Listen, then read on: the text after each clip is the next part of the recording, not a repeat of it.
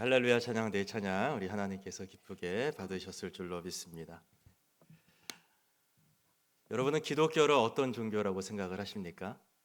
기독교는 이런 종교다. 한마디로 어떻게 정의할 수가 있을까요?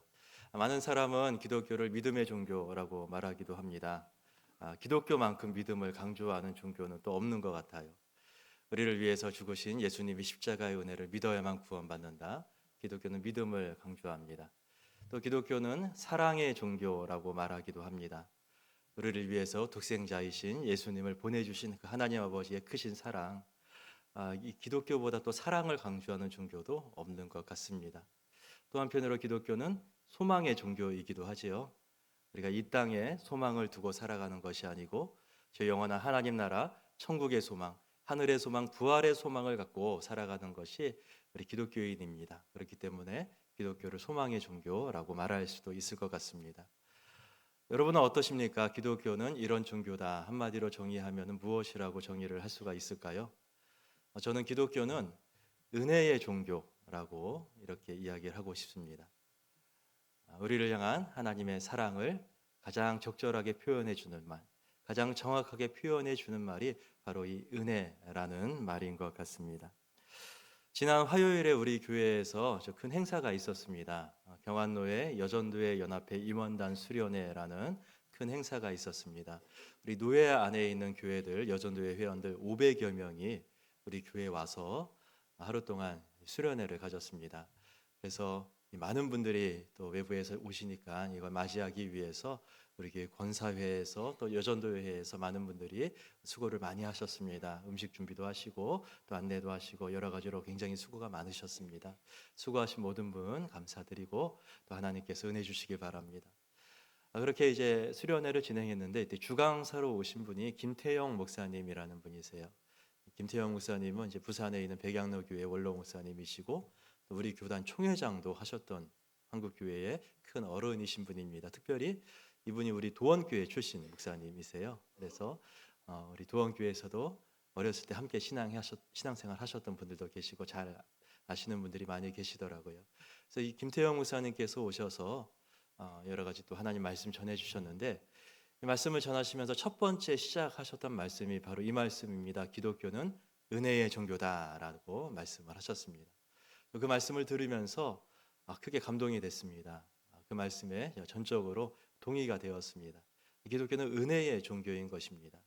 하나님께서 우리를 향해 베푸신 그 놀라우신 사랑을 가장 정확하게, 가장 적절하게 표현해 주는 말이 바로 이 은혜라는 말입니다. 사실 이 사랑이라는 말은요, 좀 주관적인 말이에요. 내가 누군가를 사랑할 수도 있고 사랑하지 않을 수도 있어요. 누군가를 많이 사랑하기도 하고 또 어떤 사람은 적게 사랑할 수도 있습니다.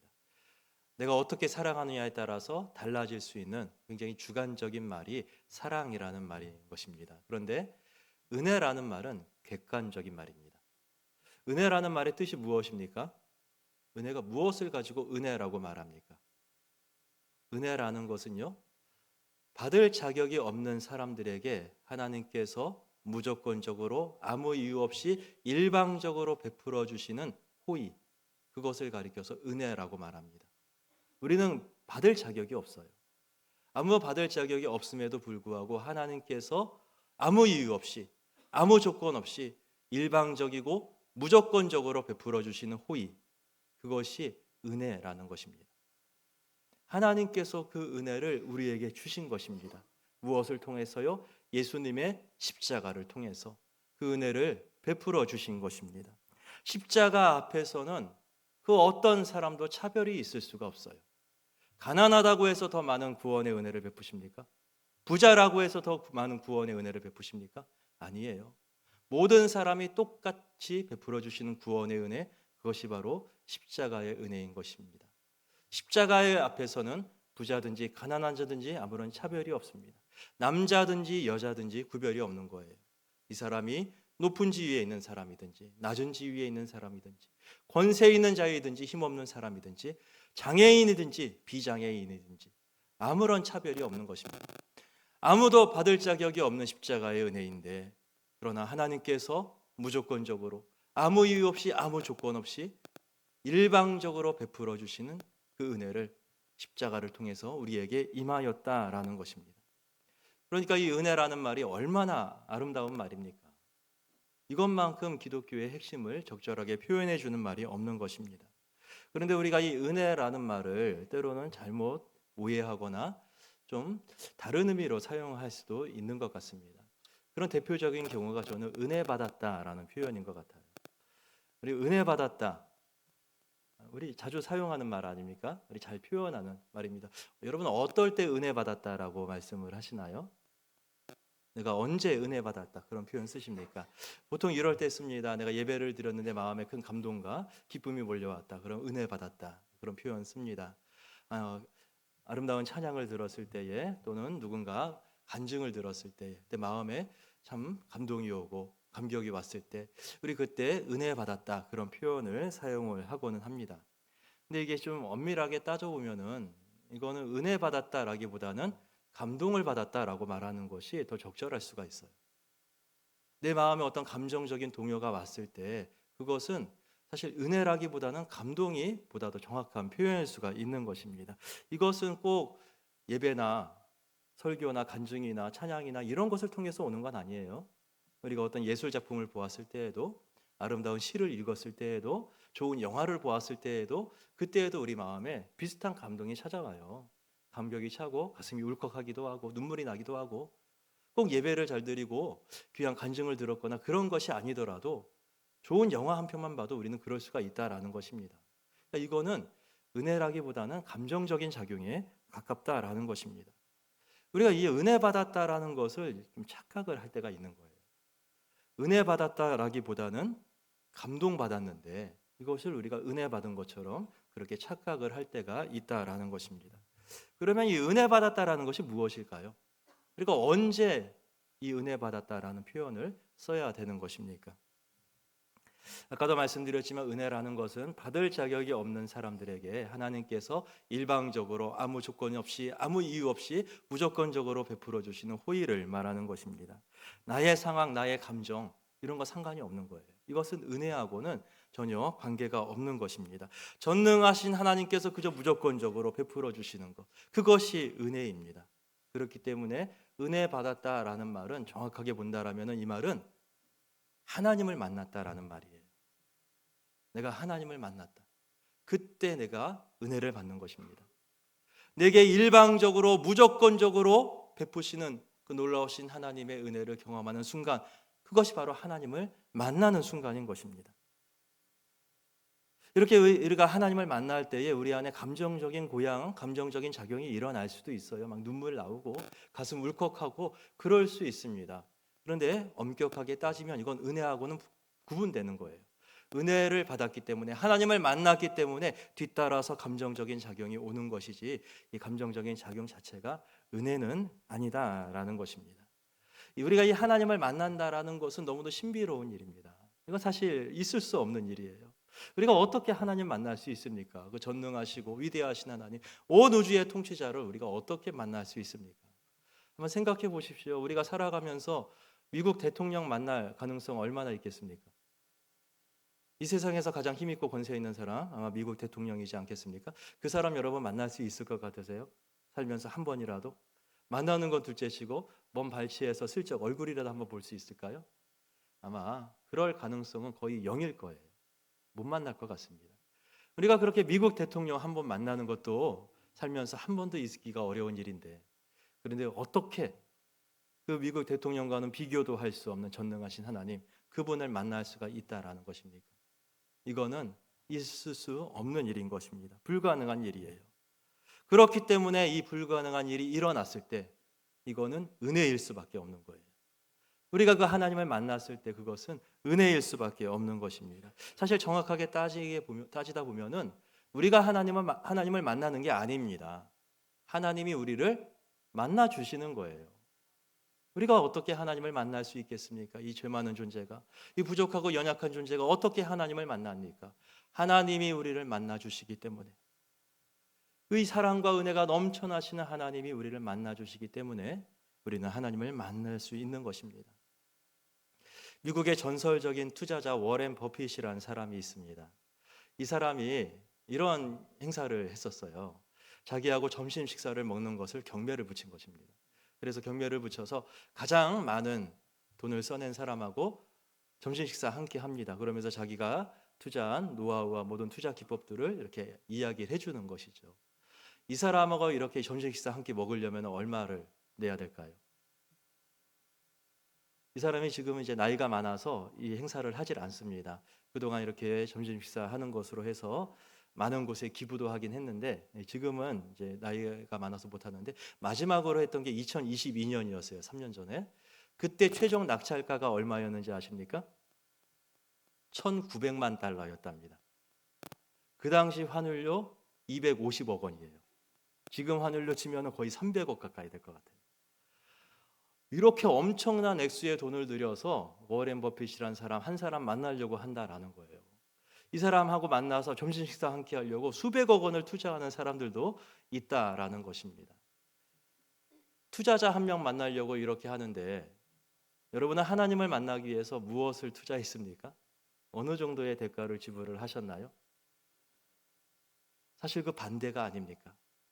우리가 하나님을 만나기 위해서 우리가 한 게 없어요. 그런데 오히려 하나님이 우리를 만나 주시기 위해서 하나님이 모든 것을 다 포기하고 모든 것을 내려놓고 우리에게 오신 것입니다.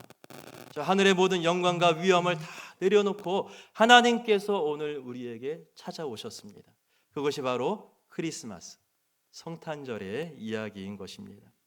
오늘 본문 말씀이 바로 이것을 우리에게 보여주고 있는 말씀이에요. 우리를 만나 주시기 위해서 하나님의 아들 예수님이 우리에게 오셨습니다. 예수님이 우리에게 오셨는데 어떻게 오셨습니까? 마리아라는 한 여인의 몸을 통하여서 예수님이 이 땅에 오신 것입니다. 하나님의 아들이신 예수님께서 사람이 되신 거예요. 우리들과 똑같은 사람이 되셔서 예수님이 이 땅에 오셨습니다. 우리들처럼 똑같이 잉태와 출산이라는 과정을 거쳐서 사람이 되셔서 오신 거예요. 말도 안 되는 일이 일어난 거예요. 어떻게 전능하신 하나님이 사람이 되실 수가 있는 것입니까? 이 예수님이 사람이 되신 사건을 가리켜서 성육신이라는 표현을 사용을 합니다. 여기에서 성자는 이룰 성자입니다. 육신을 이루셨다, 육신이 되셨다라는 말이에요. 저는 예전에 이 성자가 거룩할 성자인 줄 알았어요. 예수님이 육신이 거룩하다 그런 의미인 줄 알았는데 이게 아니더라고요. 예수님이 육신이 되셨다, 예수님이 사람이 되셨다. 그래서 성육신이라고 합니다. 전능하신 하나님께서 우리와 똑같은 사람이 되신 사건, 이것이 성육신의 사건이고 이것이 성탄절의 사건입니다. 예수님의 사람의 모습을 입었다, 우리가 이런 표현도 자주 사용을 하는데 그 정도가 아닌 거예요. 사람의 모습을 겉으로만 입은 것이 아니에요. 예수님의 사람이 되신 것입니다. 육신이 되신 것이에요. 그것이 바로 성탄절의 이야기, 성육신의 사건인 것입니다. 혹시 우리는 그런 생각을 할 때가 있습니다. 예수님이 이 땅에 오실 때는 사람의 모습이었지만 그러나 지금은 부활하시고 승천하셔서 하늘에 계시잖아. 그러니까 지금은 사람이 아니시겠지. 그렇게 생각하실 수도 있을 것 같아요. 하지만 예수님은 그때도 사람이셨고 지금도 사람이세요. 지금도 육신을 갖고 계세요.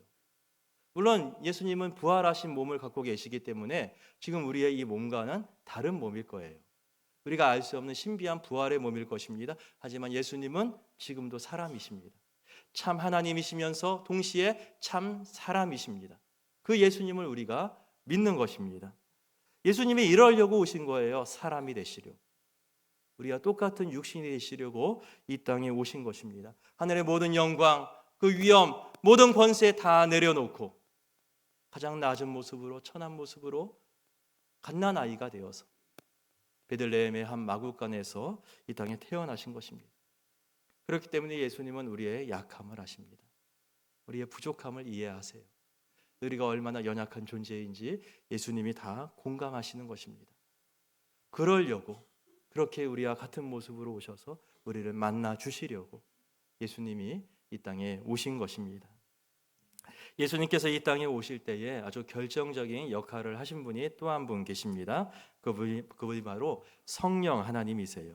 오늘 18절 말씀 보면은 예수 그리스도의 나심은 이러하니라. 그의 어머니 마리아가 요셉과 약혼하고 동거하기 전에 성령으로 잉태된 것이 나타나더니 말씀합니다. 예수님께서 마리아의 몸을 통하여서 이 땅에 오셨습니다. 그런데 무엇을 통하여 잉태되었습니까? 성령을 통하여서 잉태되었다라고 말씀하고 있습니다. 마리아는 결혼하지 않은 미혼 여성이었습니다. 처녀였어요. 남자를 가까이 한 적이 없습니다. 그런데 어떻게 이런 여성이 임신을 할 수가 있을까요? 그거는 생물학적으로 말도 안 되는 일이죠. 일어날 수 없는 일입니다. 하나님을 만난다라는 것이 그런 거예요. 일어날 수 없는 일, 불가능한 일, 그런 일이 계속해서 일어나는 것입니다. 성령께서 마리아를 잉태하게 하셔서 이해할 수 없는 놀라운 일이 이렇게 일어나고 있는 거예요. 그런데 더 놀라운 일이 있습니다. 어떤 일이냐면은 예수님께서 이 땅에 오신 이유가 무엇이냐라는 것이죠. 예수님께서 이 땅에 오신 이유, 오늘 본문 23절의 말씀입니다. 우리 23절 이 말씀은 우리 같이 한 목소리로 읽어보겠습니다. 보라, 처녀가 잉태하여 아들을 낳을 것이요 그의 이름은 임마누엘이라 하리라 하셨으니 이를 번역한즉 하나님이 우리와 함께 계시다 함이라. 아멘. 예수님이 왜 오신 것입니까? 우리와 함께 하기 위해서. 임마누엘, 하나님이 우리와 함께 하심이라. 우리와 함께 하시려고 예수님께서 우리에게 오신 것입니다. 우리는 그런 생각할 때가 있습니다. 예수님 지금 저 하늘에 계시지 않습니까? 지금 여기엔 안 계시잖아요. 부활하시고 승천하셔서 하늘로 올라가셨는데 예수님이 어떻게 우리와 함께하고 있는 것입니까? 그렇게 생각할 수도 있습니다. 지금 예수님은 우리와 함께하고 계신가요? 함께하고 계시지 않으신가요? 어떻게 함께하고 계십니까? 부활 승천하셨는데 바로 성령님을 통하여서 지금도 우리와 예수님이 함께하고 있는 것입니다. 성령 하나님은 예수님의 영이에요. 성령 하나님은 하나님의 영이십니다. 요한복음 14장 6절 말씀 보면은 예수님께서 이렇게 말씀하십니다. 내가 아버지께 구하겠으니 그가 또 다른 보혜사를 너희에게 주사 영원토록 너희와 함께 있게 하실 것이다 라고 말씀하십니다. 예수님께서 우리에게 누구를 보내주시겠다고 하십니까? 또 다른 보혜사를 보내주시겠다라고 말씀하세요. 이제 예수님이 십자가에 못 박혀 죽으시고 부활하시고 승천하실 것인데 그렇게 예수님이 하늘로 올라가시고 나면은 예수님을 대신해서 다른 누군가를 보내주시겠다. 그분이 바로 성령님이시다라고 말씀을 하고 있는 것입니다. 그런데 그 성령님을 가리켜서 예수님은 또 다른 보혜사다라고 그렇게 말씀을 하셨습니다. 이 보혜사라는 말은요, 위로하는 분이다, 은혜를 베푸는 분이다, 이런 뜻을 가지고 있는 말입니다. 우리에게 은혜를 베풀어 주시고 우리를 위로해 주시기 위해서 성령님이 우리에게 오신 거예요. 그런데 이 성령님을 가리켜서 예수님은 그냥 보혜사라고 하지 않고 또 다른 보혜사라고 하셨어요. 그러면 성령님 말고 보혜사가 또 있다라는 것이죠. 성령님 말고 다른 보혜사 누구겠습니까? 예수님을 가리키는 거예요. 예수님이 원조 보혜사이시고 그리고 예수님을 대신해서 오실 성령님 역시 또 다른 보혜사다. 그것을 말씀하시는 것입니다. 예수님이나 성령님이나 둘 다 똑같은 보혜사시다. 예수님과 성령님은 똑같은 분이시다. 그것을 우리에게 가르쳐주고 있는 것이죠. 바로 예수님과 성령님은 삼위일체 하나님이 되신다. 그 말씀을 하시는 것입니다. 성령님이 우리 안에 오셔야만이 우리가 하나님의 백성이 될 수가 있습니다. 로마서 8장 9절 말씀입니다. 만일 너희 속에 하나님의 영이 거하시면 너희가 육신에 있지 아니하고 영에 있나니 누구든지 그리스도의 영이 없으면 그리스도의 사람이 아니라라고 말씀하는 거예요. 이 말씀에도 보면은 성령님을 가리켜서 하나님의 영이라고도 하고 그리스도의 영이라고도 말씀하고 있습니다. 바로 성령님이 삼위일체 하나님이시다라는 것을 가르쳐주고 있어요. 그런데 이 성령 하나님이 우리에게 오셔야만이 우리가 그리스도의 사람이라는 거예요. 성령님이 안 계시면은 그리스도의 사람이 아닙니다. 성령님이 안 계시면 하나님 백성이 아니라는 말입니다. 여러분은 어떠십니까? 성령님이 여러분 안에 거하고 계십니까?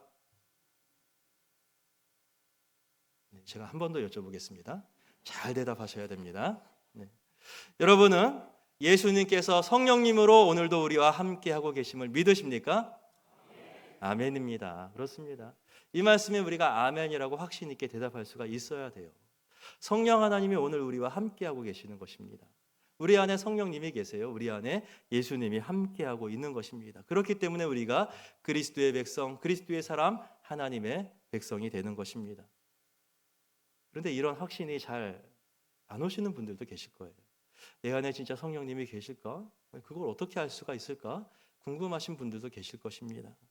그래서 오늘 제가 고린도전서 12장 3절 말씀도 한번 같이 보려고 합니다. 고린도전서 12장 3절 우리 한번 같이 읽어보겠습니다. 그러므로 내가 너희에게 알리노니 하나님의 영으로 말하는 자는 누구든지 예수를 저주할 자라 하지 아니하고 또 성령으로 아니하고는 누구든지 예수를 주시라 할 수 없느니라. 아멘. 무엇이라고 말씀하십니까? 성령으로 아니하고는 누구든지 예수를 주시라 할 수가 없다라고 말씀하고 있어요. 그렇다면 오늘 내가 예수님을 주님이라고 고백한다라면은 그거는 내 안에 성령님이 계시다는 말이에요? 안 계신다는 말이에요? 계신다는 말입니다. 누구든지 예수님을 주님이라고 고백하고 있다면은 그것은 그 안에 성령께서 그 사람이 예수님을 주님이라고 고백하도록 만들어 놓으셨다라는 것입니다. 예수님을 주님이라고 고백하는 것은 내가 할 수 있는 일이 아니에요. 내 힘으로 하는 일이 아니에요. 내 입술로 예수님을 주님으로 고백하는 것이 아닙니다. 성령께서 내 안에 계시기 때문에 성령께서 나를 그렇게 변화시킨 것입니다. 내가 예수님을 주님으로 고백할 수 있도록 성령께서 하고 계신 것입니다. 오늘 예수님을 나의 주님이라고 고백한다라는 것은 정말 대단한 일이에요. 이건 사람의 입으로 할 수 있는 일이 아니고 오직 하나님이 하시는 일입니다. 특별히 2000년 전 이 초대교회 때는 더했어요. 이 시대는 로마 시대였습니다. 로마 시대에서는 로마의 황제를 신으로 숭배했어요. 로마 황제의 신상을 만들어 놓고 거기에 숭배했습니다. 로마 황제를 위한 신전을 만들어 놓고 그곳에서 황제 앞에 드리는 제사를 드렸습니다. 이런 일들이 비일비재하고 일어나고 있을 때에 그리스도인들은 나의 주는 로마의 황제가 아니고 오직 예수 그리스도시다라고 고백을 하는 것입니다. 로마 사람들은 그래서 그리스도인들을 박해했습니다. 예수가 주가 아니고 황제가 주라고 고백하라고 그렇게 박해를 했어요. 근데 그럼에도 불구하고 이 그리스도인들은 로마 황제가 결코 나의 주가 아니다. 오직 나를 위해 십자가에서 죽으신 예수님만이 나의 주님이십니다. 그렇게 고백했던 것입니다. 그러면서 자기의 목숨을 기꺼이 순교의 제물로 하나님께 올려드렸던 것입니다. 로마의 원형 경기장에서 짐승들과 싸우면서 눈여겨거리가 되어서 짐승들에게 잡아먹혀서 순교를 당했습니다. 어두운 밤의 길거리를 밝힐 때 쓰겠다고 그리스도인들을 매달아 놓고 불로 태워가면서 그렇게 순교의 제물로 그리스도인들이 죽어갔습니다. 그렇게 고난과 박해를 당하면서도 끝까지 나의 주는 오직 예수 그리스도 한 분뿐입니다. 결코 로마의 황제가 나의 주일 수 없습니다. 그 고백을 하면서 수많은 하나님의 백성들이 예수님 앞에 자기의 목숨을 순교의 제물로 바쳤던 것입니다. 이것이 어떻게 사람의 힘으로 가능하겠습니까? 사람이 할 수 있는 일이 결코 아닙니다. 성령께서 은혜를 주셨기 때문에, 성령께서 함께 하시며 성령께서 능력을 주셨기 때문에 그 모든 고난과 박해 속에서도 로마의 황제가 아니고 오직 예수님만이 나의 주님이십니다. 그렇게 고백할 수가 있었다라는 거예요. 이런 얘기 들으면 또 걱정되시는 분들도 계실 거예요.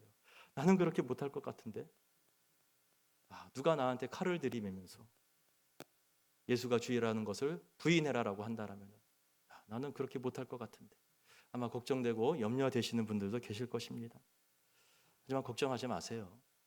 여러분들이 입술을 열어 지금 이 순간 예수님이 나의 주님이시라고 고백하셨다라면 그것부터가 이미 성령님께서 여러분들 통해서 역사하신 것입니다. 성령님께서 그렇게 만들어 놓으신 거예요. 우리에게 고난과 어려움의 순간이 닥칠 때에 우리의 연약함을 아시는 성령님께서, 우리의 부족함을 아시는 성령님께서 또한 그 고난과 어려움을 극복하며 이겨낼 수 있는 힘을 주실 줄로 믿습니다. 로마서 8장 26절 말씀입니다. 이 말씀도 우리 함께 같이 읽겠습니다. 이와 같이 성령도 우리의 연약함을 도우시나니 우리는 마땅히 기도할 바를 알지 못하나 오직 성령이 말할 수 없는 탄식으로 우리를 위하여 친히 간구하시느니라. 아멘. 성령님이 우리의 연약함을 아신다는 거예요. 성령님이 우리의 연약함을 도우신답니다. 그래서 우리는 어떻게 기도해야 할 바도 알지 못하겠지만 그러나 성령께서 말할 수 없는 탄식으로 우리를 위해서 친히 간구하고 계시다. 지금도 우리를 위해서 기도하고 계시고 우리에게 힘을 주시고 우리에게 능력을 더하여 주신다. 성령 하나님께서 지금도 우리와 함께 하시면서 그와 같이 역사하고 계실 줄로 믿습니다.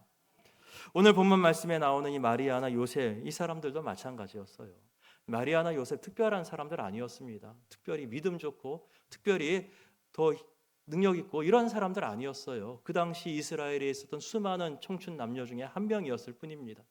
그런데 이런 마리아 요셉이 어떻게 예수님의 어머니, 예수님의 아버지가 될 수가 있습니까? 성령께서 그렇게 하신 거예요. 성령께서 마리아에게 임하셔서 그가 생각지도 못했을 때 다가온 이 잉태, 이 순간을 감당할 수 있도록 힘을 주신 것입니다. 성령께서 요셉에게 임하셔서 자기의 약혼녀가 갑자기 임신했을 때 그 약혼녀를 버리지 않고 끝까지 돌볼 수 있도록 그것을 다 받아들일 수 있는 마음을 성령께서 요셉에게 허락하여 주신 것입니다. 성령께서 지금도 그렇게 역사하고 계실 줄로 믿습니다. 우리가 잘 아는 탤런트 김수미 씨가 계십니다.